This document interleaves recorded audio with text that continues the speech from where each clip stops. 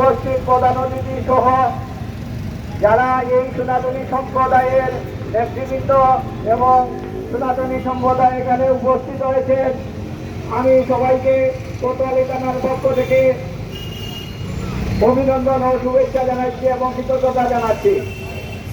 আমি সরকারকে দুটি কথা বলবো, সরকারকে একটু অনুরোধ করব, সরকার এই ব্যাপারে যদি পদক্ষেপ না নেন, ওনারে বিব্রত করার জন্য যারা এইগুলি করেছে ওনারাই ক্ষতি হবে।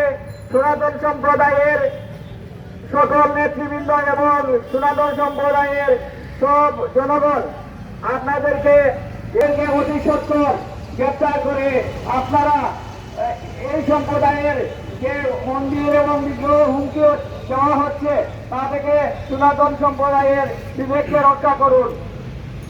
আমরা আশা করব এই সরকার অতি সত্বর এই হুমকি এবং এই ভাঙচুরের এই ব্যক্তিদেরকে অতি সত্বর গ্রেপ্তার করবে।